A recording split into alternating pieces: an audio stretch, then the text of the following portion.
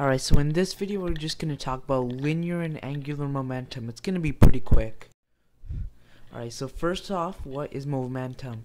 So momentum is when an object is in motion, which is what we call mass in motion a lot of the times, as shown here. So this car has momentum because it has a mass, and it also has something called a velocity, which is meters per second. Alright, for the first type of momentum, we're going to talk about linear momentum, which is straight line motion. So it's pretty simple. We just multiply mass by the velocity as shown here, right?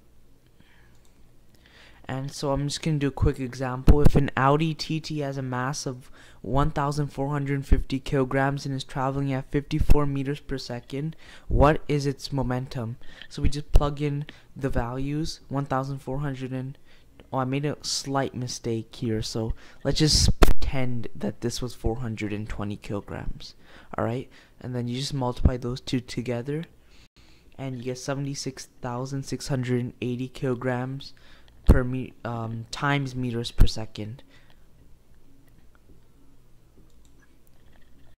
So there's actually a misconception about linear momentum, and this was pointed out by Physic, really famous YouTube channel. I'll put him in the description. So this is the formula we normally use, which I described earlier: mass times velocity equals momentum, which is rho.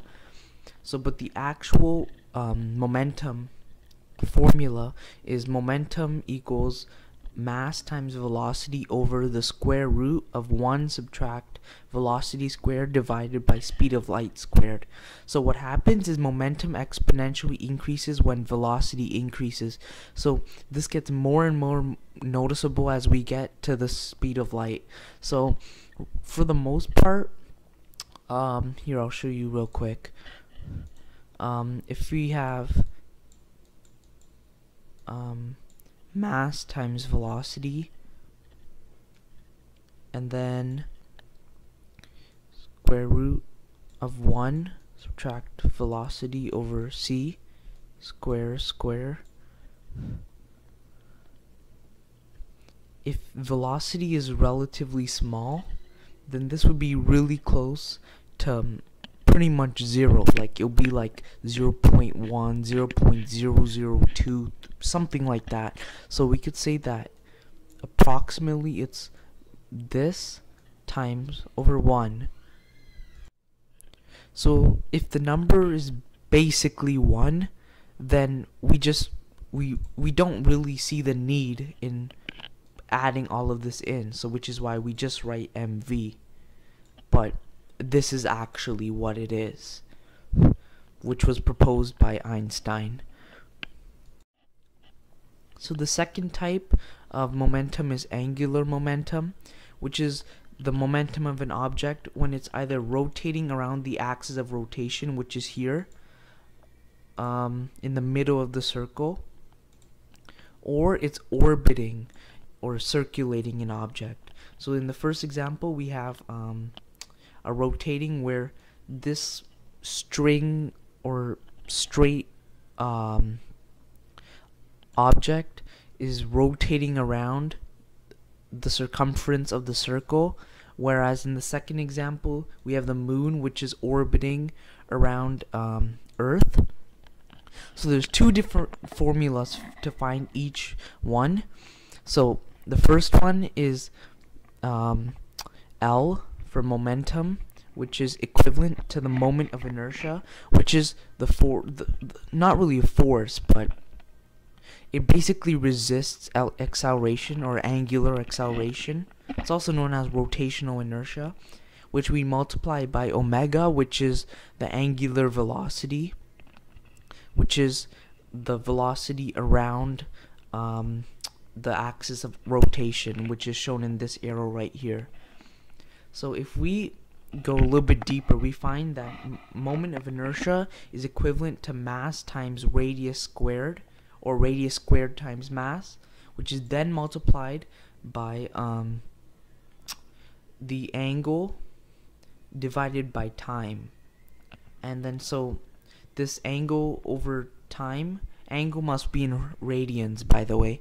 This is omega, which is angular velocity. Now for circular motion, where we orbit an object, we have a different formula we use. Momentum equals mass times radius times the velocity. So this is tangential velocity, which is the straight velocity of an object at any given point, or when it's circling this body, like Earth, for example. Alright, so I'm gonna do some angular momentum examples to familiarize yourself. I can't speak today. So for orbits, this is going to be an example. The moon orbits the Earth at approximately 1,023 meters per second. The moon has a mass of approximately 7.35 times 10 to the 22nd kilograms. The radius from moon to Earth is 392,490,000 meters. What is the moon's angular momentum? So we just plug in the values. So we use the formula for orbiting. So we just multiply the kilograms times the meters times the velocity. So I'm not going to do this right now because it's going to be a pretty large number and I don't want to deal with that right now. So moving on, we have rotating around an axis, an example of that. So a key is spun around a person's head at an angular velocity of 0.16 radians per second. It has a mass of 0.014 kilograms, and there is 3 kilograms times meters squared of moment of inertial resistance. What is the angular momentum? So as I showed, we use a different formula for this, which is moment of inertia times angular velocity.